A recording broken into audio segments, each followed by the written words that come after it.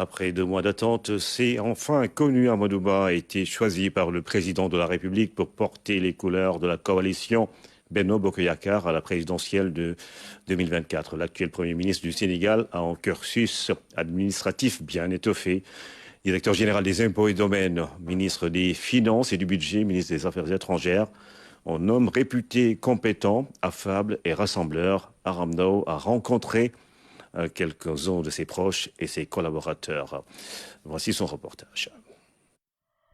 Raconté par ses proches, Amadou Ba apparaît sous un portrait robot étonnamment identique.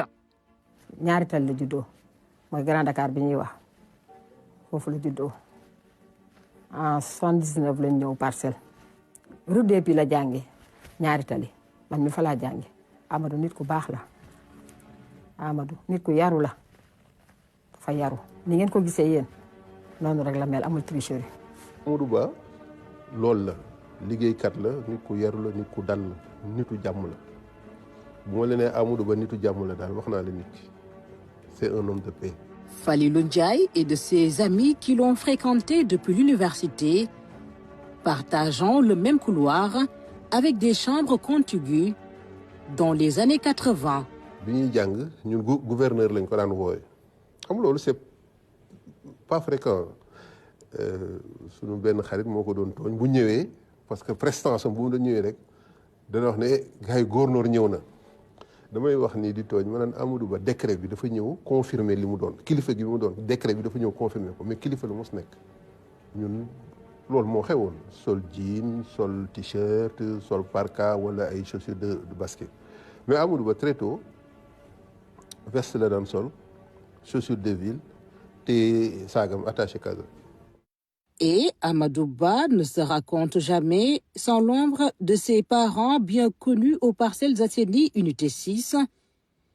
Il est fils d'un imam, le vieux Ibrahima Ba, qui a quitté ce monde en 2002. Sa maman, Adja Marème Bal, rappelée à Dieu en 2017, était réputée active dans le social.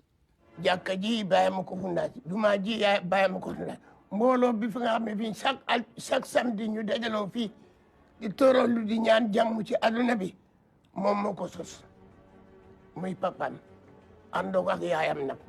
28 ans yi ma fi def yëpp amul benn ajjuma joo xam ne du fii la ñu añee bàyyam la mu tëraloon ci kër ba léegi dafa ne sama bàyyi génn na àddina yaayam na jël naa flambeau bi.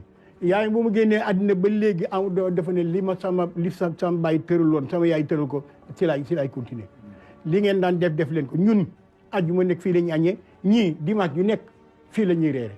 gis nga loo doonul tëral loolu li kii wax doo doon sëriñam daf ko doon ci ndeyam doon ko ci bàyyam jàkk jii ñu naan dem leen julli ca moo doon ilimaan bi jumaa jii ñuy fondement Amadou Ba di ko liggéey tey keroog bañ dee ànd ak yaayam at ma juróomi nit ci koñ bi suñu xëyee topp jeeg ji bu weer dee ku ne na 200 francs ñu di ko dajale pour teg peeru jumaa ji ñoo ko daan ànd boot suñuy doom. L'aîné de la famille Ba entretenait avec ses parents des rapports qui émeuvent ses proches et témoins d'hier. danaan demal yaayam marché il allait au marché pour sa mère. lu am la da ko doon demal marché ba bu mu commencé dëgër xàmmee dëgg-dëgg sama yaay da ko daan jox siwo bu am kubéer dëppal ko pour nit ñi bañ a xam lan lañ ko yónni amul lu mu liggéeyalul yaayam. bu daan tukki bu daan jaar Parcelles di yaayam pour mu ñaanal ko bu toogee maire Bal di waxtaan ak moom. def daan def tekk di ko déglu ba maire bi wax lépp buñ ko nee maire Bal kii dafa yàkkamti ku ko wax rakkam moo fa nekkoon boo waxee mun ko noppi bàyyi ko mu wax buggul sax yaayam xam ni dafa yàkkamti plusieurs fois avion bi xaw na ko fi bàyyi. parce que dafa nekkoon ci yaayam bi bëggul yaayam dagg yaayam ci wax mais loolu dafa sori. Eux ont côtoyé le ministre de l'économie et des finances qu'il a été, le ministre des Affaires étrangères, le chef du gouvernement. Une personne très loyale. Moi, j'ai connu, non, je ne veux pas dire que j'ai connu la loyauté à travers lui, mais en tout cas, j'ai découvert la loyauté à ce niveau-là. Pour moi, ça n'existait pas. Hein. C'est un homme aussi qui est ouvert, qui est disponible. mais qui a un esprit vif et très alerte, et qui, de par la présence, s'impose, mais une présence qui n'est pas envahissante.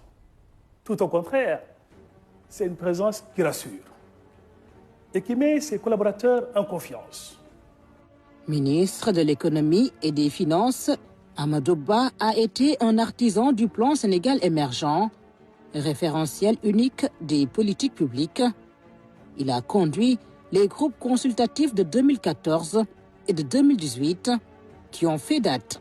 Quand on était à Paris pour chercher des financements pour le premier plan Sénégal émergent, le premier PAP, je me rappelle, je lui disais, mais est-ce que exactement parce que je pense que il prenait des choses qu'on ne connaissait pas en termes de vitamines ou autres, parce que ce jour-là, tout le monde était à terre, quoi.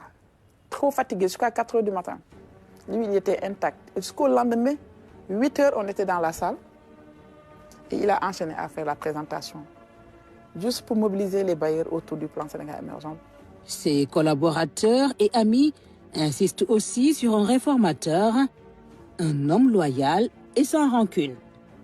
Et sa capacité aussi à entraîner ses collaborateurs, et au-delà des collaborateurs, l'administration. Et ça, c'est extrêmement important pour un manager. Amadou Ba amul kenn koo xam ni am na yow xaar ma yàlla, c'est-à-dire dencal la dara, c'est-à-dire loo ko munti def mun na ko baale. Du baccalauréat technique de gestion obtenu au lycée Maurice Delafosse, au brevet de l'ENAM en 1988, en passant par la maîtrise en sciences économiques, Amadou Ba a été cet étudiant constant dans l'excellence. Inspecteur des impôts et des domaines, il a gravi les échelons de la DGID jusqu'au sommet.